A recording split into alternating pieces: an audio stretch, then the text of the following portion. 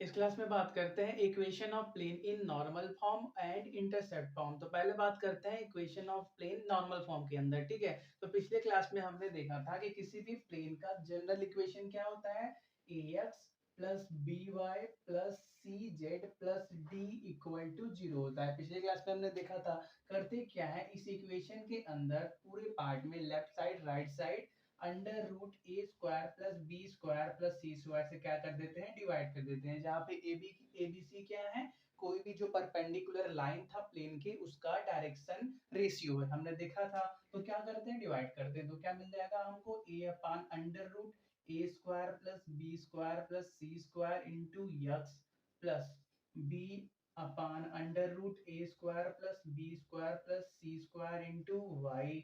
और क्या मिलेगा, plus C upon under root A square plus B square plus C square into z. और क्या, इन plus D upon under root A square plus B square plus C square is equal to zero.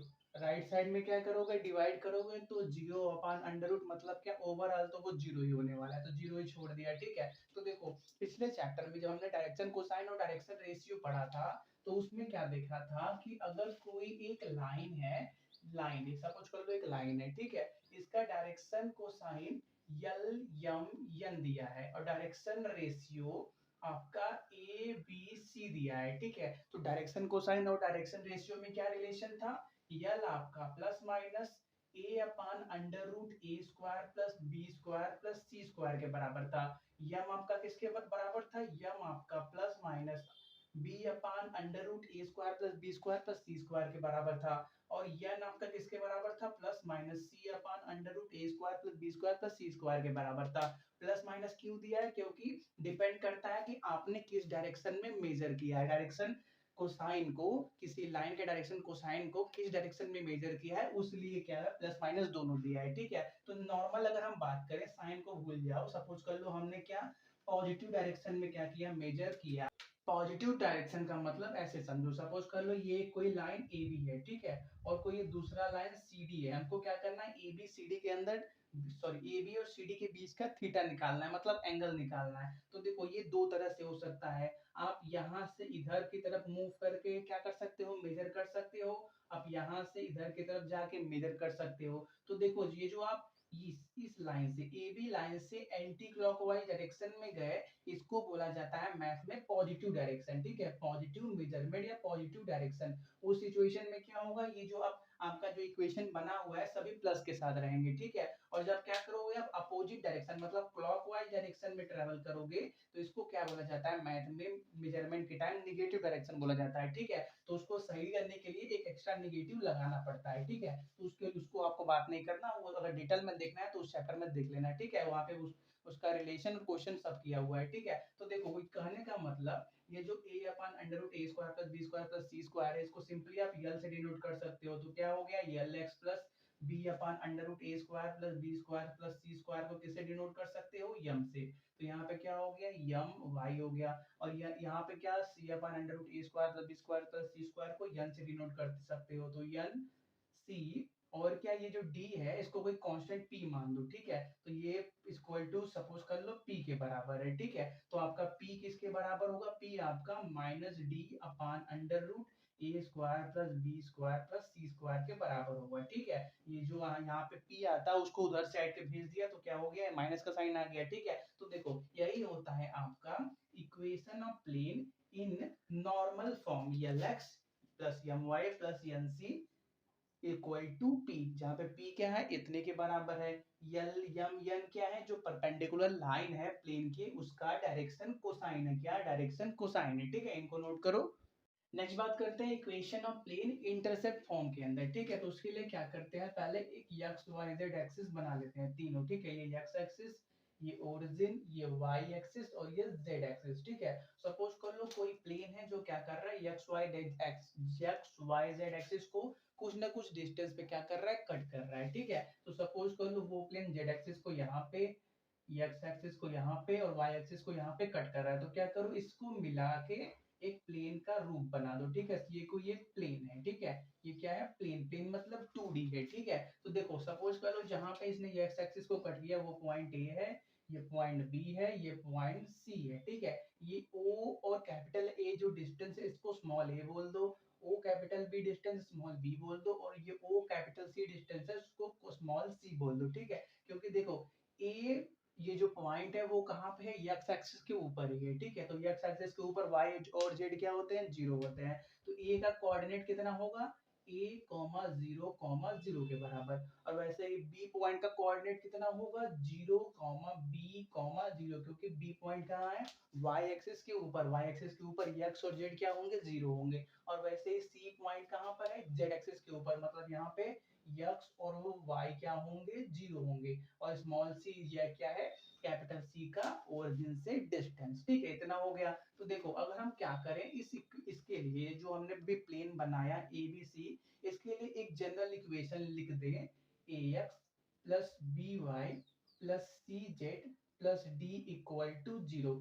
यहाँ पे A B C D क्या है? कोई एक random variables है। अगर हमको इन चारों का वैल्यू मिल जाए तो हमको एक सिंप्लीफाइड वे में इक्वेशन ऑफ प्लेन मिल जाएगा, वो भी इंटरसेप्ट फॉर्म के अंदर। क्योंकि देखो ये जो प्लेन ए बी सी है वो क्या कर रहा है? एक्स वाई जेड को जहां जहां इंटरसेप्ट कर रहा है, मतलब जहां जहां काट रहा है उसका वैल्यू कितना है? ए बी सी है। तो उसके ऑर्डर में अगर हमको कोई रिजल्ट मिलता है तो वो क्या कहलाएगा? इंटरसेप्ट फॉर्म कहलाएगा, ठीक है। तो हम देखो यहाँ पे जो ये डी है वो जीरो के बराबर कभी नहीं हो सकता, क्योंकि अगर डी जीरो के बराबर हो गया तो इसका मतलब ये है कि आपका जो प्लेन है वो ओरिजिन से पास हो रहा है। ओरिजिन मतलब जीरो जीरो जीरो से पास हो रहा है। लेकिन यहाँ पे जो हम इस एक्सप्रेशन ये पढ़ने वाले हैं इसके अंदर कोई भी ऐसा क्वेश्चन आपको नहीं मिलेगा जहाँ पे आपका प्लेन ओरिजिन से पास हो रहा है। अगर होगा पास तो वो अलग से आपको लिख के देंगे कि the plane in intercept form passes through origin. लेकिन और जितने भी क्वेश्चन होते हैं 99% उनके अंदर वो ओरिजिन से पास नहीं होता, जिसकी वजह से ये आपका डी कभी भी जीरो के बराबर नहीं हो सकता, ठीक है। इसलिए आप उसको डायरेक्टली हटा नहीं सकते। तो देखो ये जो पॉइंट ए बी सी है और उनके जो कोऑर्डिनेट है ए जीरो जीरो, बी का कोऑर्डिनेट जीरो, बी जीरो, सी का कोऑर्डिनेट जीरो जीरो सी, ये सभी क्या है? इस प्लेन के अंदर लाई करते हैं। मतलब ये जो आपका प्लेन है इन तीनों पॉइंट से पास हो रहा है। तो अगर हम ये तीनों पॉइंट को इस इक्वेशन में रखें तो सेटिस्फाई करना चाहिए। ये जो प्लेन का इक्वेशन बनाया जनरल, उसके अंदर ये तीनों पॉइंट पास हो रहे हैं। तो ये तीनों पॉइंट इस इक्वेशन को सेटिस्फाई करने ही चाहिए, ठीक है। तो पहले क्या करते हैं? ए के कोऑर्डिनेट को, ये जो ए पॉइंट का कोऑर्डिनेट ए जीरो जीरो है, इसको क्या करते हैं? इस इक्वेशन में पुट करते हैं। ये क्या होता है? x का वैल्यू, ये क्या होता है? y का वैल्यू, ये क्या होता है? z का वैल्यू। तो ए पॉइंट के लिए x का वैल्यू क्या है? a है। y का वैल्यू क्या है? जीरो। z का वैल्यू क्या है? जीरो। तो सभी को क्या करो? इसमें पुट करो, ठीक है। तो आपको क्या मिलेगा? a और यहाँ पे जीरो हो जाएगा, यहाँ पे भी जीरो हो जाएगा, plus D equal to zero हो जाएगा, ठीक है।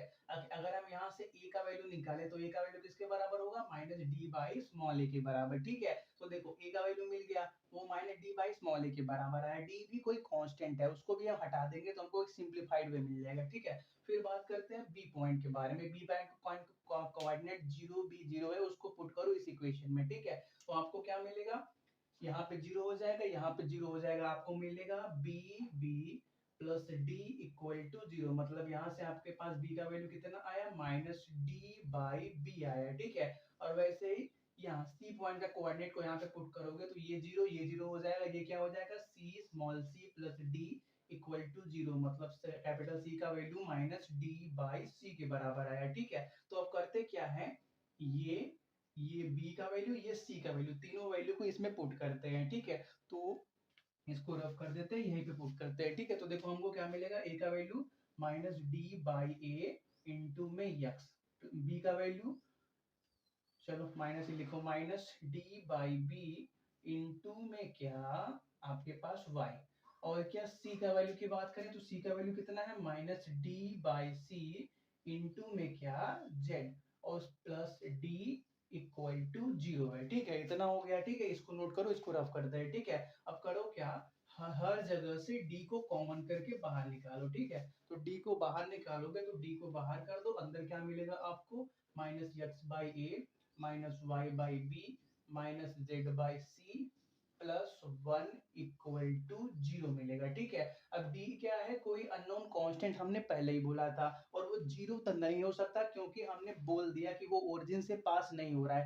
ये 0 नहीं हो सकता तो कोई ना कोई कांस्टेंट नंबर ही होगा। तो क्या करो, इस डी को इधर भेज दो राइट में, तो इधर नीचे आएगा तो क्या बनेगा, ये 0/d बनेगा। 0/d का मतलब सिंपली 0 ही बनने वाला है, तो ये यहाँ से खत्म हो गया, डी का प्रॉब्लम ही सॉल्व हो गया। तो अब इतना हमारे पास बचा। अब क्या करो, क्योंकि देखो यहाँ पे स्टार्टिंग में ही माइनस आ गया है, तो क्या करो, पूरे इक्वेशन में माइनस से मल्टीप्लाई कर दो, लेफ्ट साइड राइट साइड भी। ठीक है, तो क्या मिल जाएगा, x/a plus y/b plus z/c -1 equal to 0 मिल जाएगा। ठीक है, अब क्या करो, ये जो -1 है इसको राइट में भेज दो, तो क्या हो जाएगा, z/c इज इक्वल टू 1 हो जाएगा। तो ये जो आपके पास अब रिजल्ट आया है, ये क्या कहलाता है, equation of plane in intercept form. ठीक है, यहाँ पे एक्स वाई जेड क्या है, कोई अननोन है जो क्या होगा, चेंज होता रहेगा, क्योंकि ये प्लेन है तो उसके लिए एक्स वाई जेड का वैल्यू हमेशा चेंज होता रहेगा। और एबीसी क्या है, आपके पास इंटरसेप्ट का लेंथ है। ठीक है, इसको नोट करो, एक क्वेश्चन करते हैं जिससे आपको ये क्लियर हो जाएगा। ठीक है, जैसे हमारे पास क्वेश्चन है, find the equation of the plane which cuts off intercept 6 3 -4 from the axis of coordinate. मतलब ओरिजिन से कोई प्लेन है जो 6 3 -4 क्या कर रहा है, एक्स वाई जेड एक्सिस को कट कर रहा है, तो आपको क्या करना है, उस प्लेन का इक्वेशन निकालना है। ठीक है, तो देखो हमारे पास ए बी सी का वैल्यू दिया हुआ है, तो हम बस क्या करना है, इसके अंदर पुट करना है। ठीक है, तो x अपन ए का वैल्यू 6 प्लस y अपन b का वैल्यू 3 प्लस z अपन c का वैल्यू -4 इक्वल टू 1। ठीक है, तो 6 3 4 का एलसीएम लोगे तो आपके पास 12 आएगा। ठीक है, 12 आ गया, 6 2 जा 12 मतलब 2x, 3 4 जा 12 मतलब 4y, 4 3 जा 12 मतलब क्या, -3z इक्वल टू 1 आया। ठीक है, अब क्या करो, 12 को उधर मल्टीप्लाई कर दो तो क्या हो जाएगा, सिंपली 12 हो जाएगा। तो हमारे पास क्या मिला, 2x plus 4y minus 3z equal to 12। ये जो आपके पास इक्वेशन मिला है, ये क्या हो गया, इस प्लेन का इक्वेशन, जिसके लिए एक्स वाई जेड का इंटरसेप्ट कितना था, 6 3 और -4 था। ठीक है, इस क्लास में एक छोटा सा टॉपिक और है, उसको भी कवर कर लेते हैं। ठीक है, जैसे हमारे पास है इक्वेशन ऑफ कोऑर्डिनेट प्लेन। ठीक है, जैसे देखो कोई भी कोऑर्डिनेट प्लेन उठा लो, एक्स वाई प्लेन उठा लो, वाई जेड प्लेन उठा लो, या एक्स जेड प्लेन उठा लो। ठीक है, एक्स वाई जेड एक्सिस है, उसके अंदर तीन प्लेन होते हैं, एक्स वाई वाई जेड और एक्स जेड प्लेन। तो अगर एक्स वाई जेड प्लेन का सिंपल इक्वेशन पूछा जाए तो उसके लिए क्या होता है, z इक्वल टू 0 होता है। अगर एक्स वाई प्लेन की आप बात कर रहे हो तो उसके अंदर आप सिर्फ x और y डायरेक्शन में ट्रेवल करोगे, वहां पे z क्या होगा, 0 होगा। ठीक है, तो अगर किसी इक्वेशन में एक्स वाई प्लेन की बात कर रिया हो तो उसमें z इक्वल टू 0 पुट करना। ठीक है, और अगर किसी इक्वेशन में वाई जेड प्लेन का बात कर रहा हो तो उसमें x इक्वल टू 0 पुट करना, और अगर एक्स जेड प्लेन की बात कर रहा हो तो उसमें y का वैल्यू क्या करना, 0 पुट करना, और जो भी वेरिएबल हो उनको सॉल्व करना। ठीक है,